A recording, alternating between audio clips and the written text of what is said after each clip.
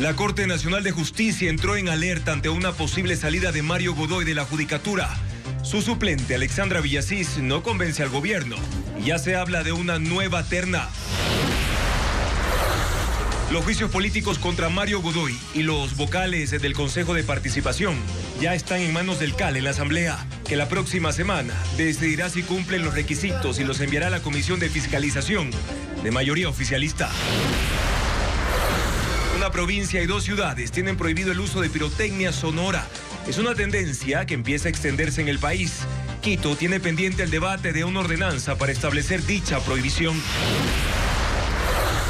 El INAMI confirma que hay escasez de lluvias en la zona de captación de las hidroeléctricas en el Austro. No está claro cuánto tiempo más durará el fenómeno que trae días secos y altas temperaturas. La costa este de Estados Unidos soportará un fin de año helado. La nieve, hielo y lluvia causaron apagones, cierres viales y vuelos cancelados que afectan a unos 30 millones de habitantes.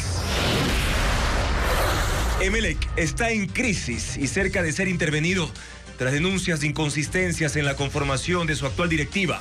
El viceministro del Deporte analizará su inscripción. Los personajes de populares series como El Chavo del Ocho y El Juego del Calamar desembarcan en el suburbio guayaquileño. Los monigotes gigantes atraen y sorprenden a miles de visitantes cada día. Amigos, muy buenas noches. Comenzamos esta última emisión de Televistazo Estelar de 2025 y a vísperas del inicio de un nuevo año. Gracias siempre por su sintonía y confianza. El Consejo de la Judicatura sigue siendo el centro de la polémica por las disputas para un nuevo titular del organismo, luego de que el presidente Daniel Noboa pidió ayer a Mario Godoy dar un paso al costado. Tenemos detalles de lo ocurrido en las últimas horas. Bienvenidos.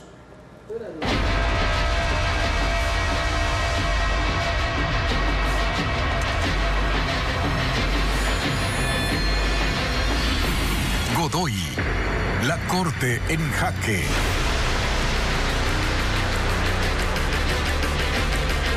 Con la posible salida de Mario Godoy de la Judicatura, ahora se discute su sucesión. Según la ley, debe asumir la presidencia su suplente, es decir, Alexandra Villasís. Pero en el gobierno y en la Corte Nacional de Justicia ya se discuten otros caminos para evitar que ella asuma el cargo. Informa Jacqueline Rojas. Este lunes Mario Godoy volvió a pedir licencia, pero solo por 4 días. Alexandra Villasís asume la presidencia del Consejo de la Judicatura del 30 de diciembre al 2 de enero. Godoy volverá el sábado 3 y domingo 4, previo a su comparecencia en la Asamblea el lunes 5 de enero, cuando renunciará si acepta la recomendación del presidente Daniel Noboa. En ese caso, Villasís asumirá la presidencia hasta 2031, según establece el artículo 262 del Código Orgánico de la Función Judicial. El Pleno del Consejo de la Judicatura será presidido por el delegado del presidente de la Corte Nacional de Justicia y en caso de ausencia o impedimento de este, por su alterno. Pero Alexandra Villasís no es del agrado del oficialismo y ya se habla de buscar la forma de evitar que asume el cargo. En el gobierno y la Corte Nacional se discute el envío de una nueva terna, obviando la ley y aplicando el artículo 12 del reglamento para la selección de la Judicatura, realizado en 2024 por el Consejo de Participación presidido por Andrés Fantoni. El mecanismo de selección se podrá activar por ausencia definitiva de uno o varios vocales principales o suplentes. El expresidente de la Judicatura, Álvaro Román, dice que no se puede violar la jerarquía de las normas. Un reglamento no puede modificar ninguna norma de rango superior, que es un código orgánico o una constitución. Ella ya está posesionada como vocal. Ella tiene que asumir la presidencia. En la Corte Nacional también se habla de la renuncia de José Swing a su cargo de presidente. Televistazo le consultó. Él dijo que no ha tomado una decisión y ante la pregunta de si él mandaría una nueva terna, textualmente respondió: así sería, pero tampoco estoy pegado al cargo. Y el oficialismo acusa al expresidente Guillermo Lasso, al correísmo y a otras fuerzas políticas de un presunto pacto para que precisamente Alexandra Villasís, alterna de Mario Godoy, asuma la presidencia del Consejo de la Judicatura. Fabiola Santana relata que ellos, en cambio, responsabilizan al gobierno de Daniel Noboa por la designación de Godoy, ahora cuestionado.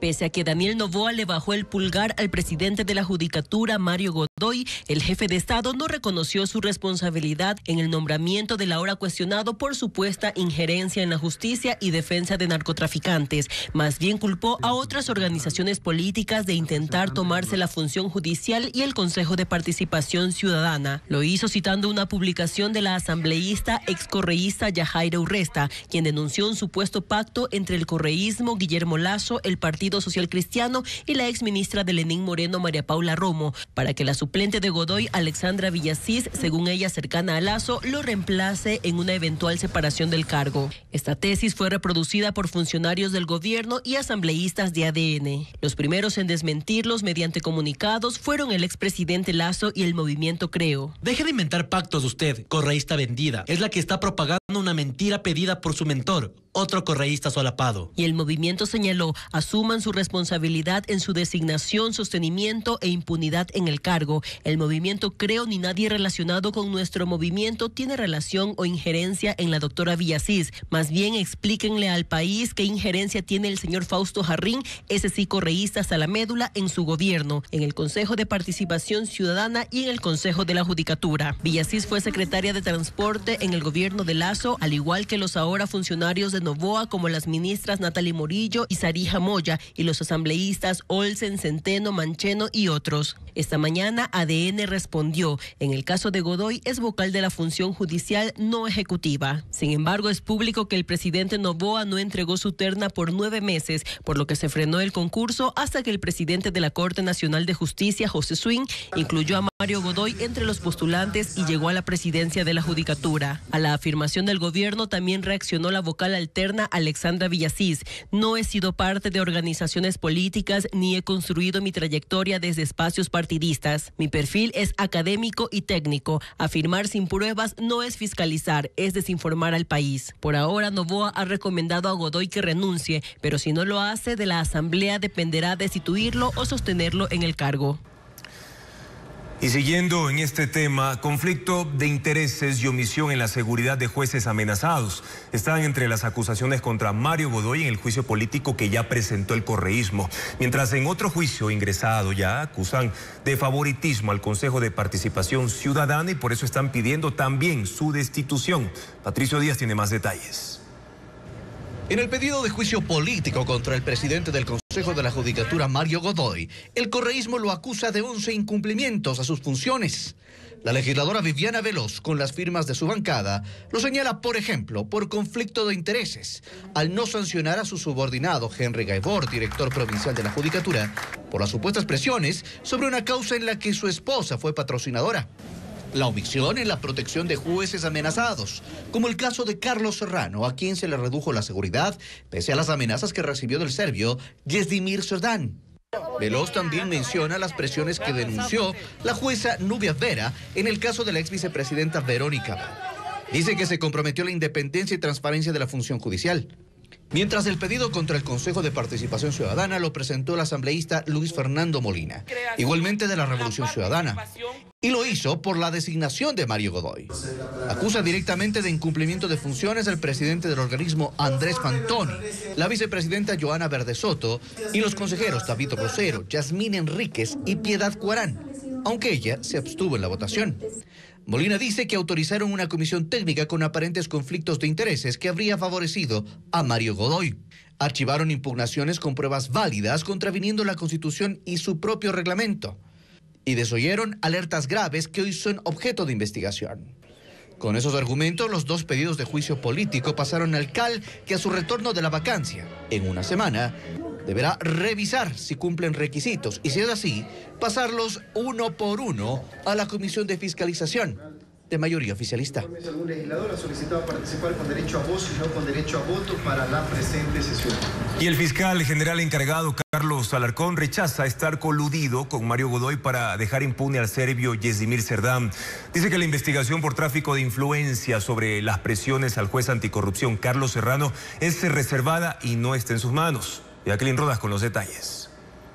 Carlos Alarcón, designado sin concurso por el Consejo de la Judicatura de Mario Godoy, está encargado de la Fiscalía General del Estado desde el 24 de noviembre. Ese encargo se extenderá de forma indefinida porque el Consejo de Participación va para un año de retraso en la designación del fiscal titular y está lejos de hacerlo. Alarcón respondió hoy a los cuestionamientos de falta de independencia, de responder al Ejecutivo y de estar coludido con Godoy para favorecer al serbio Yasdimir Cerdán, ex cliente de la esposa del presidente de la Judicatura. No es que yo estoy coludido, como dicen algunas personas, y quieren implantar esta narrativa con el presidente de la Judicatura, algo que lo rechazo de manera categórica y contundente. El señor Cerdán se encuentra con prisión preventiva, es decir, no es que se encuentra en la impunidad.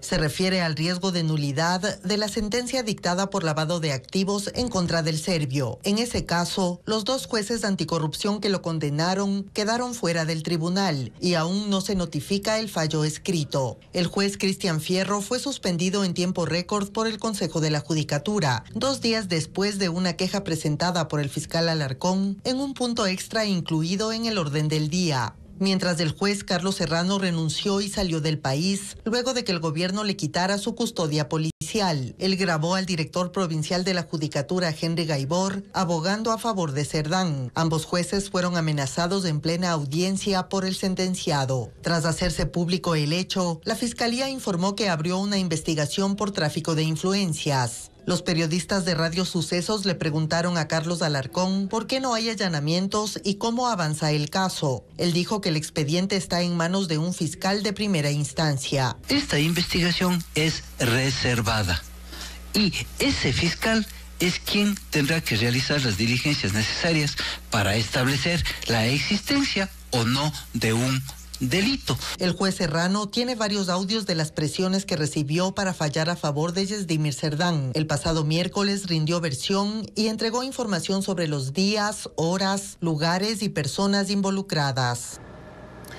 El Instituto Nacional de Meteorología, el INAMI, ya reporta un déficit de lluvias que afecta a la captación de agua y los embalses de las hidroeléctricas en Azuay.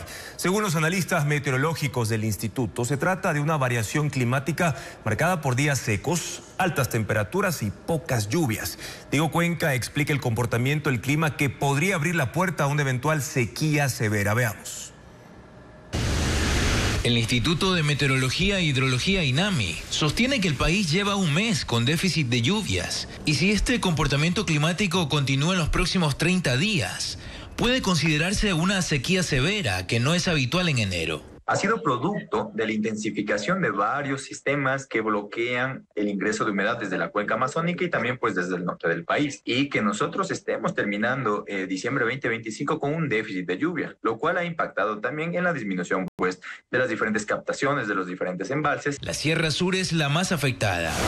En Azuay, los caudales de los ríos Paute y Tarqui están en niveles bajos. Ese último ya luce con poca agua. Según Etapa, empresa pública de agua potable de Cuenca, solo ingresan 1.620 litros por segundo, mientras que en tiempos normales entra poco más de 5.000 litros de agua por segundo. Como consecuencia, el complejo hidroeléctrico Paute, integrado por las centrales Mazare, Molino y Sopladora, está disminuyendo el nivel de sus embalses, pero hasta el momento no afecta a la generación eléctrica. Posteriormente, entre el 2, nuevamente reingresa esta masa seca y pues hay otro bloqueo. Y es posible que entre el 7 y el 8 de enero también del 2026, otra vez pues hay esta dinámica y otra vez ingresa un poco más de nubosidad que generen lluvias de precipitación entre ligeras, moderadas.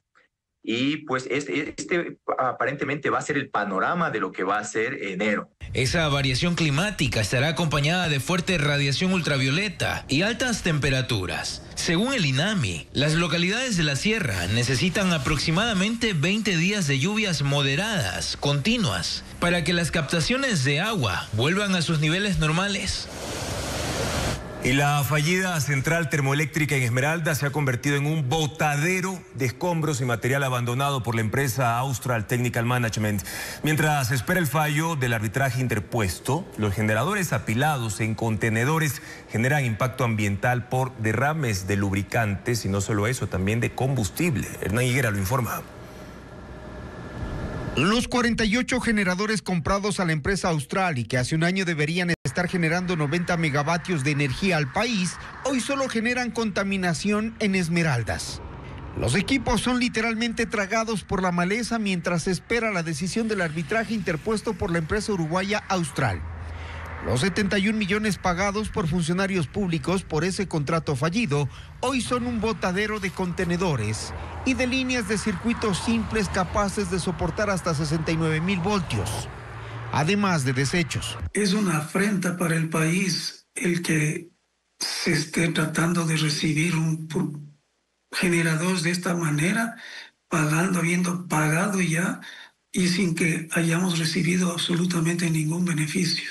El último informe técnico de SELEC ya advertía el impacto ambiental que estos fierros abandonados generarían, pues filtran al suelo decenas de litros de aceite y combustible que fue usado para el proceso de pruebas, fruto de las fallas consideradas catastróficas en los sistemas de lubricación de estos inservibles generadores. Lamentablemente los contratos como se han hecho, al parecer, no dan todo el respaldo para el debido cobro de las garantías, ¿no?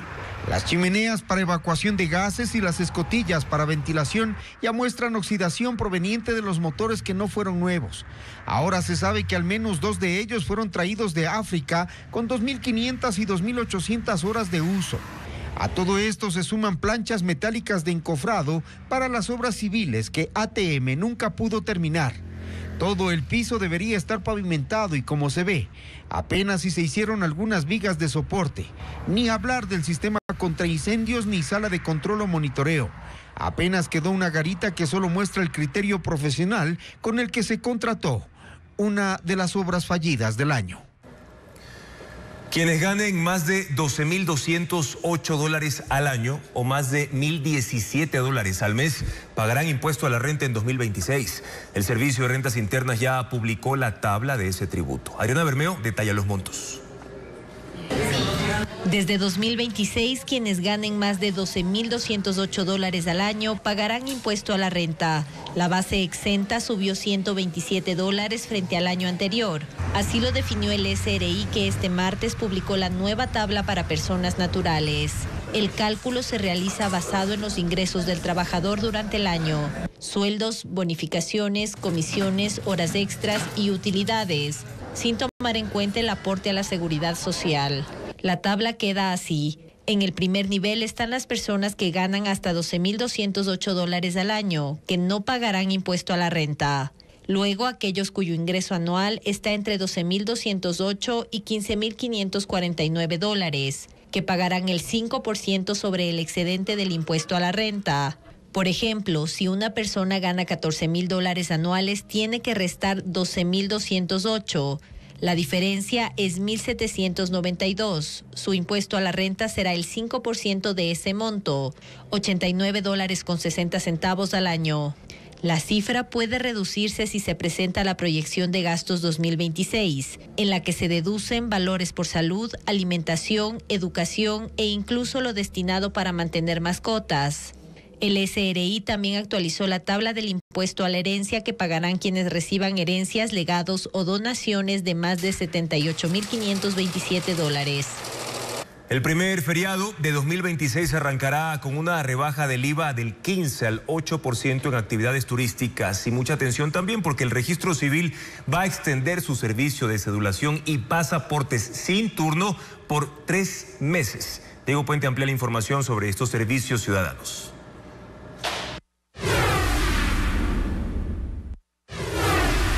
El Registro Civil informó que la emisión de cédulas y pasaportes sin turno se extenderá hasta el 31 de marzo del 2026. Los usuarios deben presentar el comprobante de pago impreso, el documento anterior en caso de renovación o si se trata de pérdida o robo, la constancia física de ello, que se obtiene en la web del Consejo de la Judicatura. En el caso de la cedulación, el costo es de $5 por primera vez y $16 para renovación. El presidente Daniel Noboa decretó la reducción del impuesto al valor agregado del 15 al 8% en las actividades de turismo durante el feriado de Año Nuevo de 2026. La medida se aplicará desde el jueves 1 hasta el domingo 4 de enero en todos los establecimientos del sector turístico registrados. hoteles, sitios de alojamiento, restaurantes, operadoras de turismo y transporte turístico. El objetivo es estimular el turismo interno, dinamizar la economía local y aprovechar uno de los primeros feriados largos del año.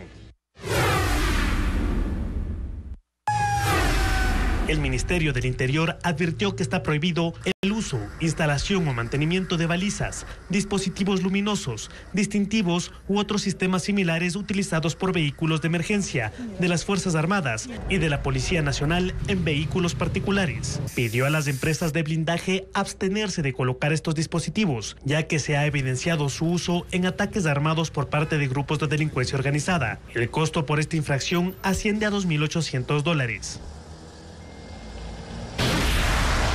Galápagos, baños de agua santa y Cotacachi también. Está totalmente prohibido el uso de pirotecnia.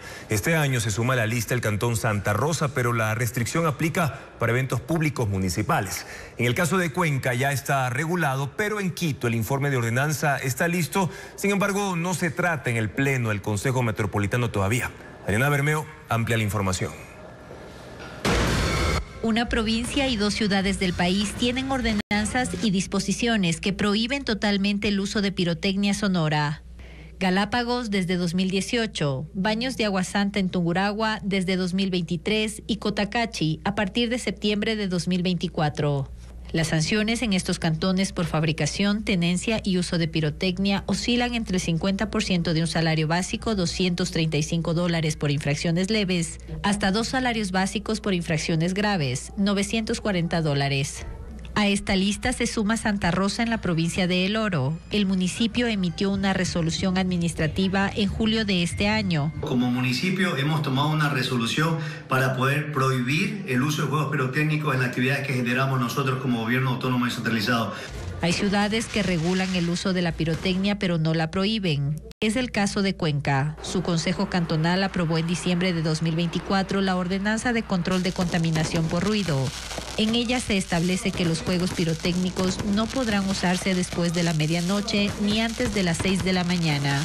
El Consejo Metropolitano de Quito mantiene represada desde 2020 una ordenanza que prohíbe el uso de pirotecnia sonora. El informe para segundo debate está listo desde diciembre de 2024. No ha sido priorizado un tema que tiene por esencia salud pública, ambiente y bienestar animal. En Guayaquil no hay una ordenanza que prohíba el uso de pirotecnia, pero sí hay regulación sobre la quema de monigotes que está permitida únicamente en calles pavimentadas con hormigón y prohibida en las asfaltadas, que son las de color negro. La multa por incumplimiento es de hasta 100 salarios básicos. Continuamos con más información. ¿Cómo gestionan los ecuatorianos los residuos sólidos? Un informe del Instituto Nacional de Estadística y Censos, el INEC, revela profundas desigualdades en cuanto al manejo de la basura a escala nacional. Solo el 27% de los municipios separa los residuos y mientras algunas provincias superan el 80% de reciclaje, otras registran un preocupante 0%. Esta brecha genera un impacto directo en el medio ambiente y no solo eso, también afecta la calidad de vida de sus poblaciones. Vamos a verlo. Cada día miles de bolsas de basura salen de nuestros hogares rumbo a un destino que pocos conocen. ¿Qué pasa con ellas? ¿Cómo se maneja todo lo que se desecha? El Instituto Ecuatoriano de Estadísticas y Censos acaba de revelar las cifras del 2024 y los datos cuentan una historia que merece atención. En las zonas urbanas del país, cada persona produce 0,9 kilos de residuos sólidos al día, pero en las grandes ciudades la cifra se dispara. Guayaquil lidera con 1,41 kilos por habitante, Durán sigue con 1,16 kilos, Cuenca no se queda atrás, 1,08 kilos diarios. En total, Ecuador recolecta 14.200 toneladas de basura cada día, sí, cada 24 horas. ¿Y de qué está hecha nuestra basura? Más de la mitad, el 55,8% son residuos orgánicos, es decir, restos de comida, cáscaras, hojas. El resto, 44,2%, son inorgánicos, como plásticos, vidrio y metales. A la pregunta ¿qué tanto reciclamos? La respuesta preocupa. Solo el 27,1% de los municipios separa los residuos en la fuente. El resto lo mezcla todo. pero hay provincias que marcan la diferencia. Carchi encabeza con 83% de cobertura en separación de desechos, Pichincha alcanza el 75%, Galápagos 67%, Napo 60%. En el otro extremo, Bolívar, Guayas, Manabí y Santa Elena tienen 0%. Sí, 0%. El destino final de la basura también revela contrastes. Un 60% termina en rellenos sanitarios, 25% en celdas emergentes, 15% en botaderos a cielo abierto. Una práctica que contamina suelos, ríos y el aire. En 2024, los municipios invirtieron $16,5 millones en la gestión de residuos, una cifra que podría parecer alta, pero que resulta insuficiente para enfrentar el desafío. Y es que hay un problema en formación. Diariamente toneladas de basura se acumulan, invisibles para la mayoría, pero con un impacto enorme en el medio ambiente, que más temprano que tarde nos pasará la factura a todos.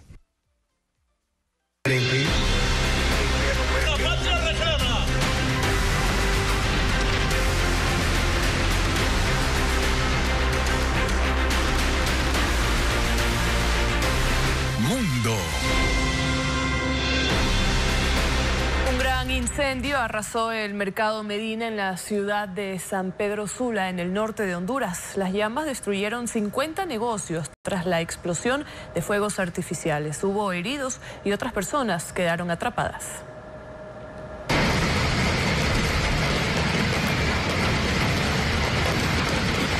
Múltiples explosiones de pirotecnia sacudieron el mercado Medina, en la ciudad de San Pedro Sula, en el norte de Honduras. El incendio se desató a las 6 de la tarde de este lunes 29 de diciembre. Aunque las investigaciones continúan, varios reportes señalan que las llamas comenzaron cuando una chispa de una bengala encendió el material inflamable en uno de los negocios, y las detonaciones de los fuegos artificiales almacenados en el sitio hicieron que el fuego se propagara con rapidez. Al menos 50 locales comerciales, puestos de comida, ropa y pirotecnia quedaron completamente destruidos. Equipos de rescate, bomberos y comerciantes formaron cadenas humanas para evacuar a niños y adultos que se encontraban en departamentos y viviendas ubicadas en los alrededores de los establecimientos. Yo no sé, aquí estaban los cohetes allí, y empezó a tronar eso allí. 3 personas resultaron con quemaduras, incluidos 2 menores de edad. Tras aproximadamente 3 horas de intensas labores, los bomberos lograron sofocar y controlar el incendio, que consumió gran parte del mercado. Hasta el momento no se han confirmado víctimas mortales. El primer ministro israelí Benjamín Netanyahu y el presidente estadounidense Donald Trump acordaron avanzar en la segunda fase del alto al fuego en Gaza. Durante la reunión de ambos mandatarios en Mar-a-Lago, Trump advirtió que jamás se enfrentará graves consecuencias si no se desarma, y advirtió a Irán no iniciar un nuevo programa nuclear. El primer ministro israelí Benjamín Netanyahu se reunió con el presidente estadounidense Donald Trump en Mar-a-Lago, Florida. El encuentro se centró en la necesidad de avanzar hacia la segunda fase del acuerdo de paz en Gaza.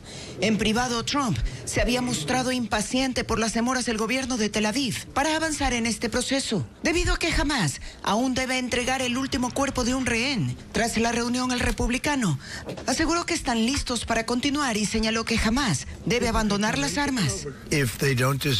Porque si no se desarman como habían acordado hacerlo, va a haber un infierno que pagar, dijo Trump. El presidente también indicó que la reconstrucción de Gaza podría comenzar en los próximos meses y que ya se han adelantado varios planes para hacerlo. El pasado 15 de diciembre, Hamás señaló que la ocupación israelí en Cisjordania y en Jerusalén Este es la principal causa de la violencia, y advirtió que cualquier intento de imponer una administración externa sobre Gaza será rechazado.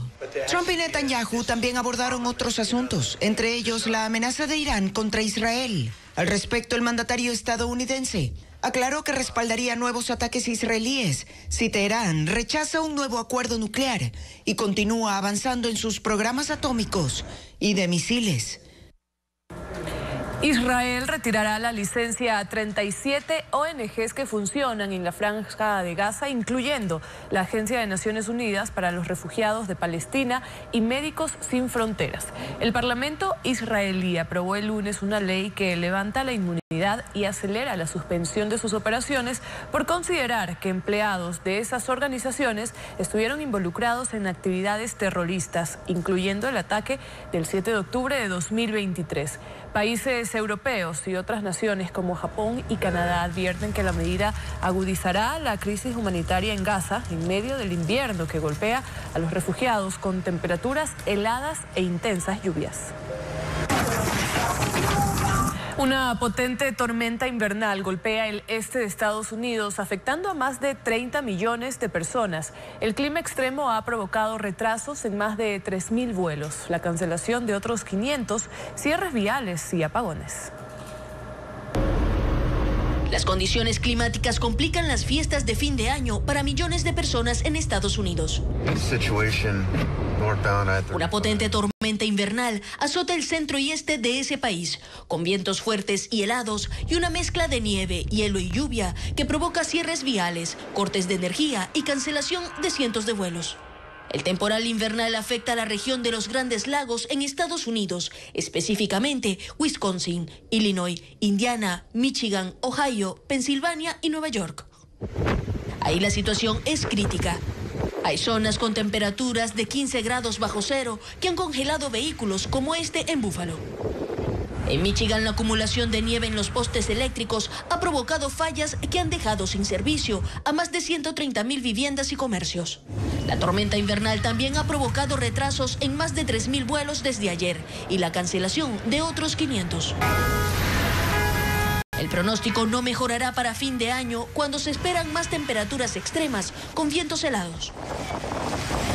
Un show de drones y pirotecnia iluminó el cielo de Las Vegas. 5.000 aeronaves sincronizadas con fuegos artificiales formaron figuras y personajes de la serie Stranger Things en el aire, dirigido por los hermanos Duffer. El programa, que trata de un grupo de amigos que se toman con fuerzas sobrenaturales y conspiraciones, llegará a su fin después de 5 temporadas. El espectáculo forma parte de la promoción del capítulo final, que será emitido el 1 de enero.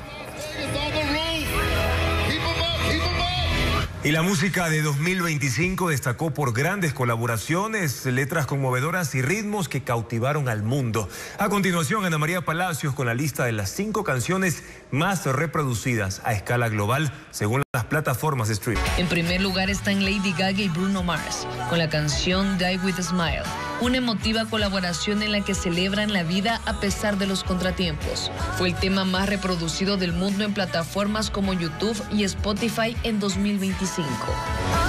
Billie Eilish está en el segundo puesto con Birds of a Feather, una fusión de pop y electrónica. Pasó más de 50 semanas en el Billboard Hot 100. En tercer lugar están Rosé y Bruno Mars con Appetite, una mezcla de rock, punk y K-pop.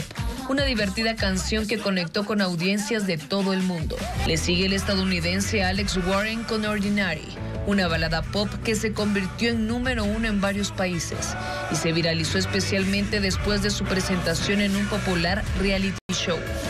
Bad Bunny, el artista más escuchado de este año, ingresa en esta lista con el sencillo Debí Tirar Más Fotos, una fusión de ritmos latinos con rap y reggaetón.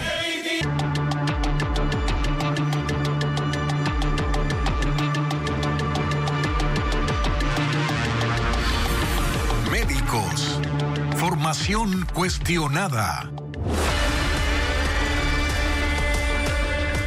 Ecuador enfrenta un déficit de cerca de 9.000 especialistas para el sector público. La brecha entre médicos graduados y plazas de posgrado disponibles es uno de los mayores obstáculos para los galenos. Diego Puente da seguimiento a esta situación.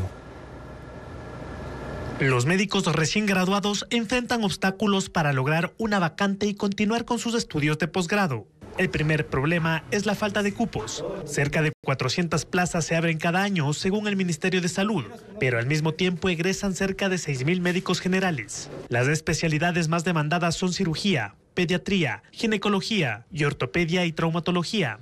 Coincide que son las mejor remuneradas. En cambio, hay un déficit en geriatría, medicina nuclear, inmunología, psiquiatría, infectología, anestesia y reanimación. El segundo problema es económico. Las especialidades oscilan entre $20,000 y $40,000.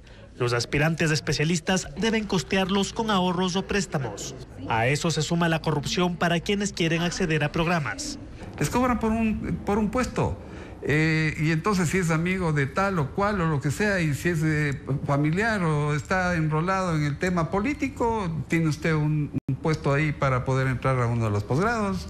El tercer problema es la falta de una coordinación nacional. A diferencia de países como España, México o Argentina, en donde las especialidades y el número de cupos se abren de acuerdo a la necesidad del país y que se asignan conforme al puntaje de un examen, en Ecuador la apertura de especialidades depende de la decisión de las universidades, sin coordinación con el Ministerio de Salud. Desde la Federación Médica esperan que se cumpla con el reglamento a la ley sanitaria para reformar el acceso a las especialidades conforme a un examen y sea el Estado que pague la formación de los médicos especialistas. Uso de mascarillas, lavado de manos y ventilación en espacios cerrados son parte de las recomendaciones que doctores dan a la ciudadanía previo a las reuniones por fin de año. Los expertos aseguran que tomando los cuidados respectivos se puede evitar el contagio de influenza y otras enfermedades respiratorias. Así que amigos, mucha atención al siguiente informe de Luis Alfredo Zúñiga. Diciembre ha llegado con un repunte de enfermedades respiratorias, gripe, influenza, COVID y virus sincitial respiratorio. Los doctores señalan que la llegada de migrantes y las reuniones han facilitado el contagio. Por ello hacen recomendaciones previo a las fiestas, reuniones o cenas de Año Nuevo. Empiezan diciendo algo fundamental. Aquellos que ya tienen síntomas como fiebre, malestar general o congestión nasal, es mejor que se queden en casa. Traten de, por favor, no exponer al resto y contagiarlos. Dos de las recomendaciones clave que repiten los doctores son el uso de mascarillas en lugares de concurrencia y el lavado constante de manos. Además, al momento de elegir un sitio para reunirse en Año Nuevo, es importante, dicen, tomar en cuenta algunos requisitos. Tener ventilada el área en donde vamos a reunirnos, no reunirnos en lugares hacinados ni muy pequeños, y si tenemos personas vulnerables, con enfermedades vulnerables, hacerlo con la menor cantidad de personas posibles. No compartir vasos, no compartir utensilios de cocina, tampoco compartir tenedor, cuchara. En algunos casos, pacientes con COVID y virus sincitial respiratorio han llegado a hospitalización. Por eso los doctores recuerdan que la vacunación es fundamental para toda la población, sobre todo en grupos vulnerables. A los cuidados suman algunos específicos, como evitar cambios bruscos de temperatura en niñas y niños, que las mujeres embarazadas mantengan sus controles prenatales y evitar que los adultos mayores tengan una exposición prolongada al frío. Más de 19.500 millones de dólares se recaudó el Estado en tributos entre enero y noviembre a escala nacional.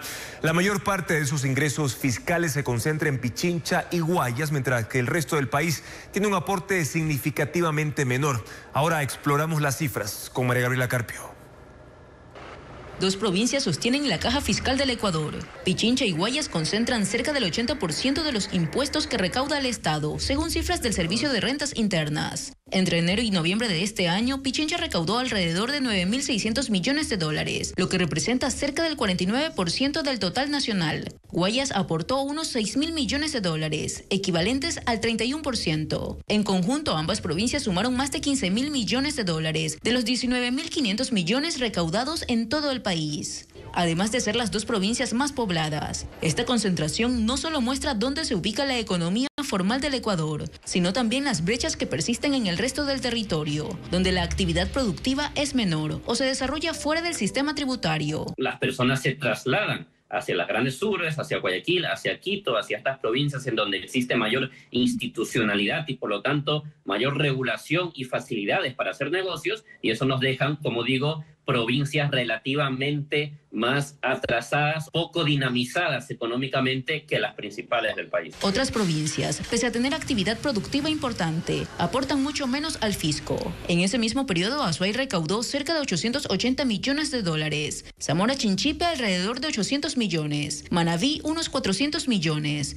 mientras que El Oro y Tungurahua cerca de 300 millones de dólares cada una. Es decir, que el resto del país aporta apenas menos 2 de cada 10 dólares que ingresan al fisco. Para los expertos, este panorama refleja problemas estructurales como la alta informalidad laboral, dificultades para acceder a crédito, trámites complejos y menor presencia institucional, factores que limitan la inversión privada. Ser formal en el Ecuador es muy difícil y acceder a créditos formales es difícil porque primero necesitas abogado, contador y todo eso se trabaja también con seguridad jurídica. No es más que una muestra también del estancamiento económico general del comercio y la actividad productiva si ocurren eventos adversos, eventos problemáticos que afecten únicamente a alguna de estas dos provincias, se va a ver afectada una gran proporción de los ingresos totales que el Estado percibe, ¿no? Por eso coinciden en que el desafío es impulsar una política productiva que genere inversión y cree condiciones para que más provincias se integren a la economía formal.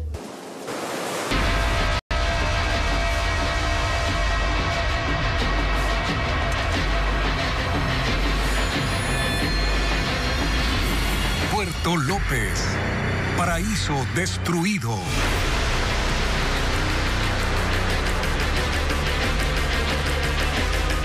A pocas horas del feriado extendido de fin de año, Puerto López, en el sur de Manabí, intenta levantarse tras una de las semanas más violentas de su historia. Merlin Ochoa habló con algunos representantes del sector turístico sobre las cancelaciones de las reservas en estos días. 30 de diciembre del 2025. Puerto López se juega su temporada más importante. Tras la masacre que golpeó de lleno al turismo, hoteleros y guías piden no cancelar las reservas. Un helicóptero militar. En redes sociales, trabajadores del sector publicaron videos para mostrar playas con visitantes y la cadena turística funcionando. Nosotros ya teníamos como sector hotelero reservas en un 90%. El acontecimiento negativo que pasó realmente asustó a parte de la gente que ya tenía hechas las reservas. Él es Santiago Guamaní, parte de la Asociación de Hoteleros de la localidad. Dice que en el cantón hay 2.300 plazas en 83 establecimientos y que en las últimas horas el panorama empezó a cambiar. Más o menos ha bajado en un 10%, porque la mayoría de la gente, pues al conocer de la presencia de seguridad por parte del Estado, pues ha decidido conocer el destino definitivamente. Sin embargo, tras cámaras, otros hoteleros consultados por Ecoavisa admiten que a diferencia de otros años no llega ni a la mitad de la ocupación esperada y para sostener la demanda, los hoteles mantienen los precios bajos y los restaurantes ofrecen cenas económicas. Tras cámaras, los uniformados indicaron que unidades especializadas como GIR, GOE, GEMA y motorizados están en este cantón de casi 25.000 habitantes. Las autoridades insisten en que la violencia es focalizada y no dirigida al turista. Y a la violencia registrada el fin de semana en Puerto López se suma la desaparición de una joven conocida en esa localidad. Mientras siguen los operativos policiales y militares tras ataques armados, crece la preocupación por el paradero de Alina Piguave, ex reina del cantón. La desaparición de Alina Piguave se suma al clima de temor que atraviesa Puerto López en Manabí. La ex reina del cantón tiene 19 años y fue vista por última vez el sábado tras asistir a un velorio. La última conexión de su celular la ubicó en la comuna Salango. En redes sociales su padre ha difundido mensajes en los que expresa que no dejará de buscarla. Hasta el momento, la policía no se ha pronunciado oficialmente sobre este caso ni sobre la desaparición de otro joven de la localidad. Ambas alertas se conocieron en medio de los ataques armados que se registraron el fin de semana en Puerto López, una escalada de violencia que mantiene a la población en alerta. Tras una mesa de seguridad en el municipio, este lunes las autoridades anunciaron que el contingente policial en Puerto López se incrementó de 16 a 55 uniformados en una localidad de cerca de 25.000 habitantes, que en un fin de semana registró al menos 9 crímenes. Sin embargo, sobre las operaciones militares que se desplegaron desde el domingo en la tarde, no se han entregado mayores detalles. Los últimos resultados anunciados corresponden a un operativo en el que se decomisaron motocicletas, un vehículo y una pistola, sin que se confirme su vinculación con las masacres. Tampoco se ha precisado hasta cuándo se mantendrá el despliegue, ni cuál es la estrategia que lo sostiene. En las calles, el movimiento comercial sigue siendo limitado, con locales que cierran temprano. En contraste, pescadores y comerciantes han retomado actividades en la zona del muelle, el mismo lugar donde el domingo 5 adultos y una niña de 2 años fueron asesinados. 4 personas asesinadas y 3 heridas son el resultado de varios ataques armados registrados en los bloques 4, 6 y 7 de Flor de Bastión, ubicado en el noroeste de Guayaquil. Ya son 5 hechos violentos en menos de 24 horas en el distrito más peligroso del país, como lo reporta a continuación Vanessa Robles. Más de 15 disparos se escucharon en la esquina de la antigua estación de la 114 en Flor de Bastión, bloque 7. Cuando los moradores se asomaron, vieron el cuerpo de Luis Guerrero, de 24 años, tirado sobre la vereda. El joven estaba esperando pasajeros como todas las mañanas a bordo de su moto lineal, cuando fue asesinado por varios sicarios que llegaron al sitio y dispararon de forma indiscriminada. Mi hermano, como siempre, solo salía a trabajar, era lo que se dedicaba, solo a sus carreras de moto o cuando le salía trabajo en construcción. Tampoco supimos si recibió amenazas o algo, nada. O sea, era una persona súper tranquila. Según detalló la policía, el fallecido no registra antecedentes. En medio del tiroteo, otro hombre resultó herido, pero se trasladó por sus propios medios a una casa de salud. Aunque la policía no quiso dar declaraciones, los habitantes están al tanto de lo que sucede en la zona. Por las vacunas, por las extorsiones, que eso es que es diario aquí. Que uno sale a trabajar, regresa a trabajar y muerto lo que más hay. Además, a menos de 10 cuadras, hubo 2 ataques armados 12 horas antes que dejaron 3 fallecidos y 2 heridos. En Flor de Bastión, bloque 6, asesinaron a un hombre cerca del mercado de la zona, mientras que en Flor de Bastión, bloque 4, 2 personas murieron y otras 2 resultaron heridas, producto de otra balacera. La ruta técnica que está realizando el eje investigativo puede determinar de que no son las mismas personas las que cometen los 2 hechos delictivos. Antes de todos estos ataques en Flor de Bastión, bloque 4, se reportó el secuestro y posterior liberación del chofer de un camión repartidor de gaseosas, mientras que en el sector de la Consolata se hallaron restos humanos en 3 sacos de yute. Ya son 611 muertes violentas en lo que va del año en el distrito más peligroso del país, cerca del doble de los registrados el año pasado, que en total fueron 360. Hasta el momento, no hay detenidos por estos casos. Y sí, 2025 es el año más violento en la historia de Ecuador. Pese al despliegue masivo de operativos en los últimos 2 años, las capturas de 20 cabecillas y los decomisos de droga, la inseguridad y la violencia criminal no ceden en el país.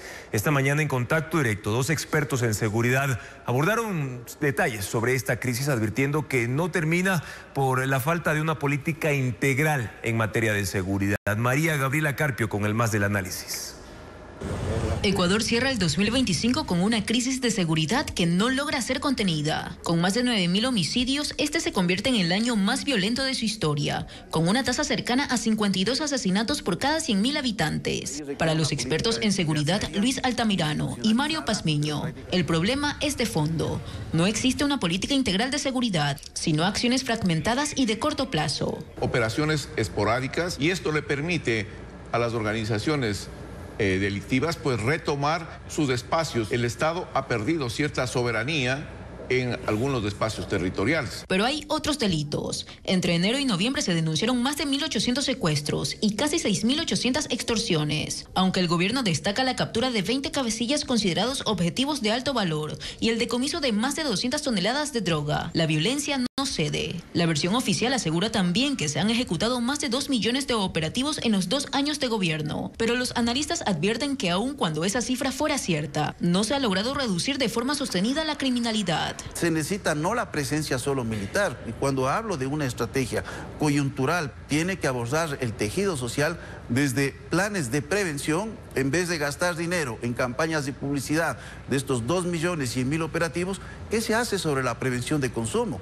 Sobre padres, sobre profesores. A este escenario se suma un contexto regional adverso. El bloqueo del Caribe ha redireccionado el narcotráfico hacia los corredores del Pacífico y la Amazonía, incrementando la presión criminal en el país. Si al momento tenemos cerca de 950 toneladas que han venido circulando por el país, hoy tendremos a partir del 2026 aproximadamente 1.500 toneladas. Esto va a implicar un incremento de homicidios, de un conflicto interno entre diferentes organizaciones delictivas. La crisis también se refleja en las cárceles. En 2025 al menos 800 reos murieron, muchos por enfermedades como la tuberculosis, otros en las habituales masacres carcelarias. El sistema penitenciario sigue operando como centro de poder criminal sin una reforma estructural. En ese sentido, la cooperación internacional con Estados Unidos es vista como un apoyo en inteligencia y control aéreo y marítimo, pero los expertos señalan que no reemplaza las falencias internas. Los principales centros de gravedad operacional tienen que estar en las fronteras, tienen que estar en los puertos y lógicamente orientado también a aquellas áreas urbanas que se constituyen ecosistemas criminales.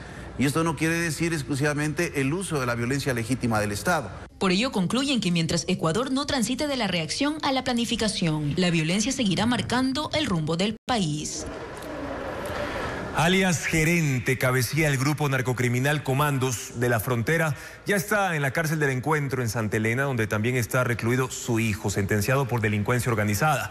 Merlin Ochoa informa que el 5 de enero Roberto Álvarez tendrá su primera audiencia por el delito de lavado de activos.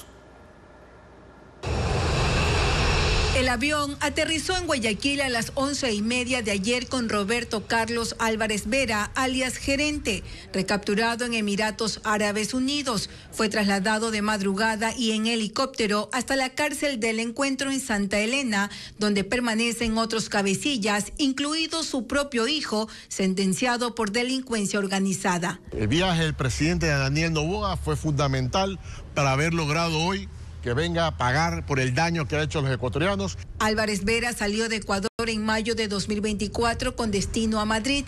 Fue capturado en Abu Dhabi en junio de 2025, pero a finales de noviembre su abogado confirmó en audiencia que estaba libre bajo fianza en Emiratos. Tras su localización fue entregado a Ecuador el lunes. Las autoridades lo señalan como cabecilla de Comandos de la Frontera, vinculada al narcotráfico transnacional y tráfico de armas. Según los uniformados, dirigía rutas de cocaína desde Ecuador hacia Europa, con movilidad entre España y Colombia y control logístico desde la frontera norte.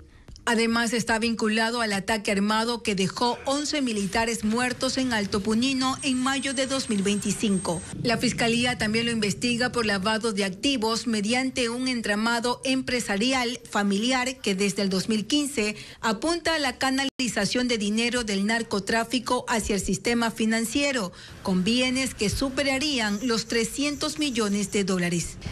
Tras corregir una nulidad por notificación, la audiencia de vinculación por lavado está prevista para el 5 de enero. Ya está aquí, van a poderlo notificar. No va a haber ya otra cosa que puedan inventarse para querer dar de baja un proceso. El historial de alias Gerente incluye la financiación de un semisumergible con 3 toneladas de cocaína interceptado en España en 2019, investigaciones abiertas en Ecuador desde 2023. En 2024, una mega operación desarticuló su estructura logística y patrimonial y ocasionó la condena de hasta 10 años de su núcleo familiar. Las tradicionales cafeterías del centro histórico de Quito enfrentan órdenes de desahucio para desalojar sus locales mañana, que por cierto es el último día de este año. Solicitan mediación a la curia para poder continuar operando en ese punto. Ahora, la administración de la catedral ya conversó con Diego Puente, indicó que en enero van a revisar nuevos contratos. Veamos. Los dueños de 6 restaurantes y cafeterías que quedan en los bajos de la catedral en el centro de Quito acaban el 2025 con incertidumbre y tristeza. Fueron notificados por la administración de la catedral, según ellos, con el pedido de desalojar sus negocios este 31 de diciembre. Algunos ocupados desde hace 7 décadas y que se han convertido en un icono turístico y gastronómico de la capital. Son tradicionales los sándwiches de pernil, higos con queso o encofitados, secos de chivo, café cargado o jugos naturales. Anita Guevara es la comerciante más antigua. Su local tiene 75 años y ella ha servido a comensales desde hace 65. Dice que a pesar de existir una notificación de desahucio, no se irá. Yo no tengo ninguna otra entrada. Yo vivo del trabajo de aquí. El arriendo oscila entre los $495 y $550 mensuales. Los comerciantes del atrio dicen que están al día, que han invertido para mejorar la imagen de los locales y que les sorprendió la notificación que les llegó hace 3 meses. Por favor, pongan la mano en el pecho, sean humanitarios como hace rato mencioné y que practiquemos ahí lo que Dios manda, o sea, la bondad. El administrador de la catedral conversó con Ecuavisa. Indica que hay malos entendidos porque el año que viene no será directamente la renovación con la curia, sino por medio de un abogado. Dice que recién en enero se definirá si hay o no renovaciones. Nosotros estamos haciendo, como lo hemos hecho en años anteriores, la revisión de los contratos con cada uno de los arrendatarios. Y obviamente tendremos una decisión respecto a 2, 3 arrendatarios. Negó que se hayan pactado nuevos arriendos con grandes cadenas de comida, como advierten los comerciantes. Según el administrador, la revisión de los contratos no solo se hará a los 6 locales del atrio, sino a 19 adicionales del Palacio Arzobispal. Esta decisión la tomaron porque al menos 8 arrastran deudas e incluso se han ido sin pagar. Mientras eso se concreta, hay incertidumbre por estos comercios que han sobrevivido innumerables cierres de la Plaza Grande por manifestantes, por conciertos y eventos, pero que podrían desaparecer por una decisión. Y ahora nos trasladamos al Malecón 2000 en el centro de la urbe. Allí está Diego Cuenca y nos tiene un informe sobre los primeros festejos por fin de año. Diego, cuéntanos cuál es el ambiente a esta hora y qué eventos se han programado. Alejandra, buenas noches y amigos televidentes. A esta hora en Guayaquil es un ambiente de música en vivo. Precisamente a un día de que se acabe el 2025, los festejos se encienden aquí en el Malecón 2000, en pleno centro de Guayaquil, hasta donde han llegado cientos de personas, hasta la avenida 9 de octubre y la avenida Malecón, para disfrutar de un concierto de artistas locales, mientras las personas bailan y disfrutan entre parejas, familias y otros amigos, quienes disfrutan de un show artístico, pero el espectáculo principal fue un show de pirotecnia que se realizó durante 12 minutos desde el río Guayas.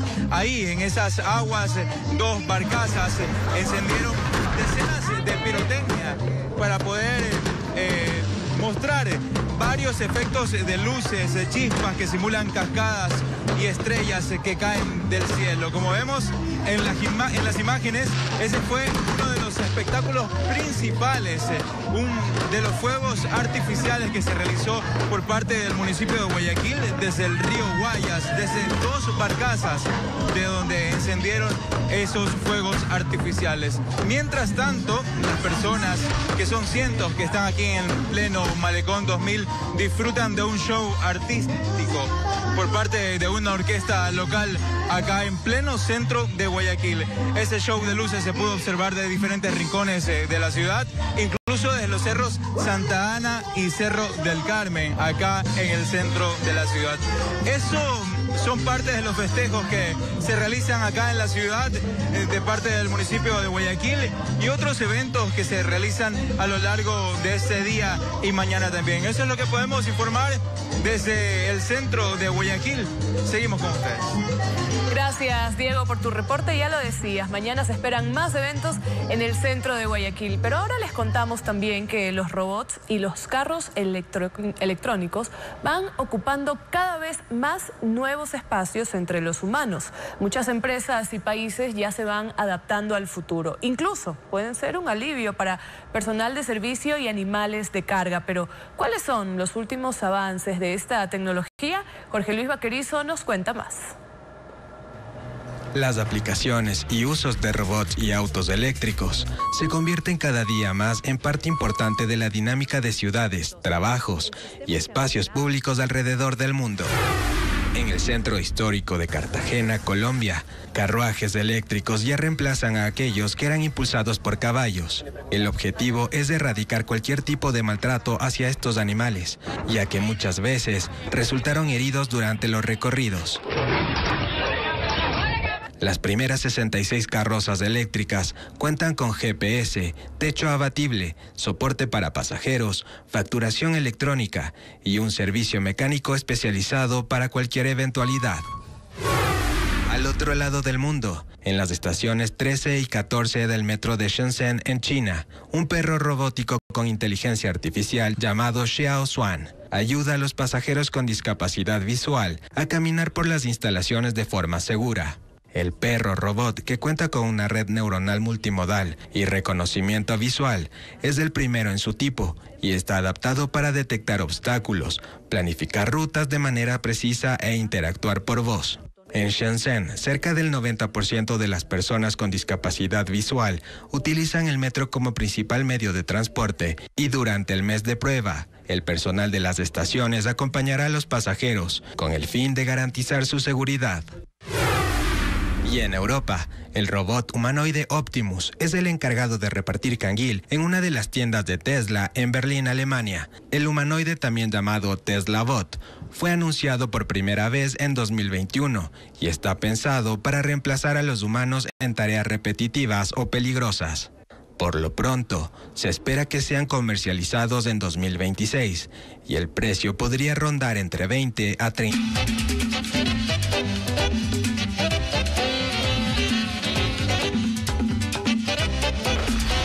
2025 en cuenta regresiva. Ya está por acabarse el año y los personajes de la serie El Juego del Calamar y de La Vecindad del Chavo del Ocho también forman parte de la ruta de los monigotes gigantes en el suburbio de Guayaquil. Familias llegan a tomarse fotos con estos muñecos de hasta 5 metros de altura. Luis Alfredo Zúñiga recorrió ese punto y nos comparte las imágenes.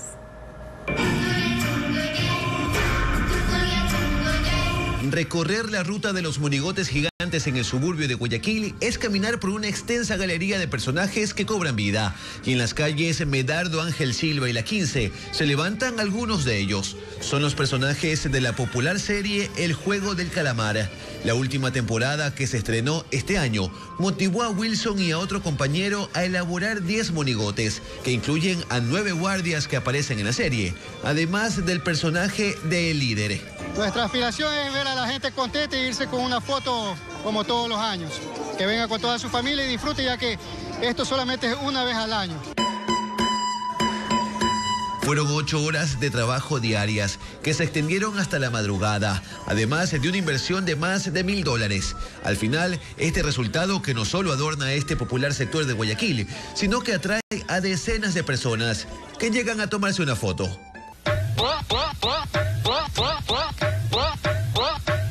A solo unos pasos se levanta otro de los atractivos de la ruta, la vecindad del Chavo. Don Ramón, Kiko y la Chilindrina esperan a los visitantes junto a un Chavo del Ocho de 5 metros de altura, dentro de su característico barril. 2 meses le tomó a Carlos Zapata y sus familiares darle forma a estos monigotes. A ellos se suma el Chapulín Colorado, otro de los personajes icónicos de Chespirito. Algunos detalles como el Chipote Chillón también se han recreado en este punto de la ruta. Te hago la invitación a todas las personas, tanto nacionales como extranjeras, vengan a la ruta de los monigotes gigantes. Esperamos que todos vengan y disfruten de nuestro arte. Carlos tiene 11 años elaborando monigotes gigantes. La calidad y los detalles son evidentes en el resultado final. Son obras de cartón y papel periódico que atraen y asombran a los visitantes. También aquí tomarse una foto cuesta $1. Y Cuenca se alista para despedir el año. Tarimas en varios puntos de la ciudad acompañarán la cuenta regresiva y activarán la noche. También destaca el tradicional concurso de años viejos en la capital Azuaya. De hecho, este año 28 barrios participan con propuestas que resaltan por su sátira. El sector turístico proyecta una ocupación hotelera que podría alcanzar el 100% esta vez. La cuenta regresiva del 31 no tendrá un solo escenario en Cuenca. La celebración se extenderá por 25 barrios del área urbana y rural, con tarimas que comenzarán a instalarse desde la mañana para dar paso desde las 6 de la tarde hasta las 3 de la madrugada del 1 de enero a shows con orquestas y DJ. La Dirección de Cultura del municipio está a cargo de la organización de estos eventos, que se desarrollarán de forma simultánea. Sectores como Gran Colombia, San Francisco y el Parque Calderón figuran entre los puntos. Otro de los atractivos que concentra la atención es el concurso de años viejos. Para esta edición, 28 barrios se inscribieron con temáticas jocosas y satíricas, inspiradas en hechos que marcaron el 2025. El Amistad Club lleva 60 años organizando este tradicional certamen, en el que se premia la mejor escenografía, el mensaje y la caracterización. El concurso entregará premios económicos que van desde los $1,000 hasta los $3,000. Nosotros somos un club de cuencanos para cuencanos y por ende nos toca mantener esa cultura. Uno de los barrios participantes es la Ciudadela Tomebamba, al sureste, que este año competirá con la temática La defensa del agua en los páramos. Nosotros ya llevamos participando creo que unos 15, 16 años, entonces ya tenemos cierta experiencia, hemos ido mejorando nuestras técnicas. Otra opción para despedir el año está en el kilómetro 15 de la vía El Cajas, donde alrededor de 20 restaurantes y zonas con pesca deportiva atenderán al público con platos típicos como trucha y papas con cuero. Especialmente aquí en El Cajas se siente una tranquilidad en tema de seguridad, es muy tranquilo. El año pasado en estas fiestas Cuenca registró la visita de 213,000 turistas con una ocupación hotelera del 70%. Para este fin de año, las autoridades aspiran a alcanzar una ocupación del 100%. Y finalizamos esta última emisión del 2025 de Televistazo Estelar, deseándoles, amigos, siempre lo mejor para ustedes y sus familias en el año que está por empezar. Gracias por su sintonía. Mañana en Contacto Directo un panel para analizar cómo cierra el 2025 la política ecuatoriana. Osvaldo Moreno, estratega político, y Pamela León, experta en comunicación política, lo van a evaluar. Y en 2026, amigos, mantendremos nuestras emisiones también en vivo por ecuavisa.com y Ecuavisa Play, siempre con la responsabilidad que caracteriza al equipo de Ecuavisa y Televistazo. Nuestro abrazo fraterno a todas las familias ecuatorianas que durante este año que está por terminar nos recibieron en sus hogares desde todas nuestras pantallas. Salud, prosperidad y días mejores en 2026 para ustedes y los suyos y por supuesto para el Ecuador. Gracias por su confianza. Buenas noches.